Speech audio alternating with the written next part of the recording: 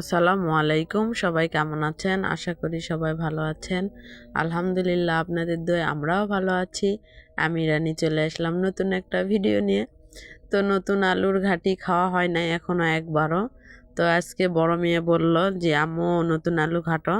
তো মাছের মাথা দিয়ে আলু ঘাটলাম।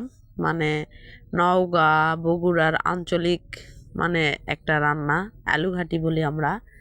অনেক মানে শীতের সময় এখন অনেক অনেক জায়গায় পিকনিক হবে আলু ঘাটি খাওয়ার, মানে পিকনিক বাড়ি বাড়িও এখন ধুম পড়ে যাবে শুধু আলু ঘাটি। তো আমাদের নওগাঁর মানুষরা অনেক পছন্দ করে এই ঘাটিটা। এখন যদি মানুষ মারা যায় বা আপনার এমনিতে কোনো অনুষ্ঠান বা পিকনিক খাচ্ছে সবাই মিলে, শুধু এই আলু ঘাটিই দেখতে পাবেন। কারণ আলু ঘাটি অনেক একটা পরিচিত জিনিস আর কি, নওগাঁর মানুষটা খুব পছন্দ করে। সেই আলু ঘাটি আজকে প্রথম ঘাটতেছি এবার এই শীতে। এখন থেকে শুরু হয়ে গেল আলু ঘাটা খাওয়ার মানে ধুম। আর শীতের পিঠা শীতের সময়। তো আলু ঘাটে মশলাটা কষে নিব মাছ দিয়ে। আলু ঘাটতে অনেক সময় লাগে আর কি। তো আলু ঘাটার সব কিছু দেখাই দিচ্ছি আপনাদের ভাইয়াকে। এভাবে আলু ঘাটবেন। আর আপনারা যারা যারা আমদনি পাতা চিনেন না, তারা তারা মানে ঢাকায় তো মানুষ আমদনি পাতা কাকে বলে সেটাই চিনে না।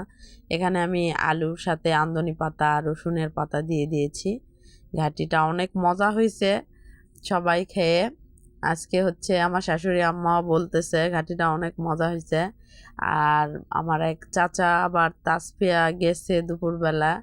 তো ওকে বলছে কি দিয়ে ভাত খাইছিস, তো ওকে বলছে, ও আবার বলছে আলু ঘাটি। হচ্ছে আমার জন্য একটু নিয়ে আসো। তো তো পরে এসে বললো, ওখানেও দিছি। চাচাও বলছে অনেক টেস্ট হয়েছে। মানে আমার কাছে অতটা ভালো লাগেনি, মানে নিজের রান্না নিজে খেয়ে খেয়ে আর কি অন্যরকম একরকম একঘেয়েমি হয়ে গেছে।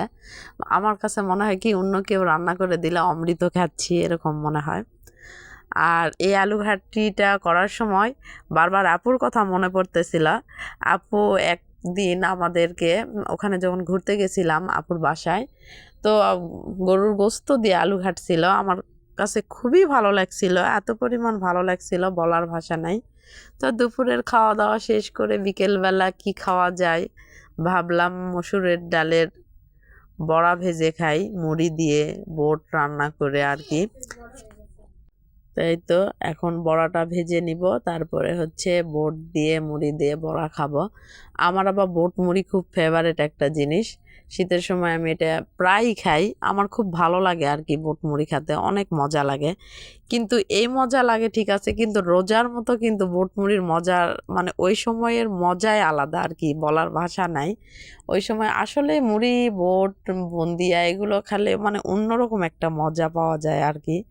তাই তো বোট মুড়ি এখন খাবো। হচ্ছে বড়া ভাজার পর, আমরা বড়া বলি নওগাঁর মানুষরা, অনেকে কে কি বলেন জানি না, আমরা এটাই বলি। তো এই তো বড়া ভাজতেছিলাম, হালকা তেল দিয়ে ভাজতেছি, ডুবো তেলে না। আমি এরকম করেই বেশি ভালো লাগে এই বড়াটা খেতে, আমার কাছে অনেক ভালো লাগে আর কি। তো সবাই ভালো থাকবেন, সুস্থ থাকবেন, আমার চ্যানেলটা অবশ্যই সাবস্ক্রাইব করে দিবেন, আর লাইক কমেন্ট শেয়ার করতে কিন্তু ভুলবেন না। আল্লাহ হাফেজ।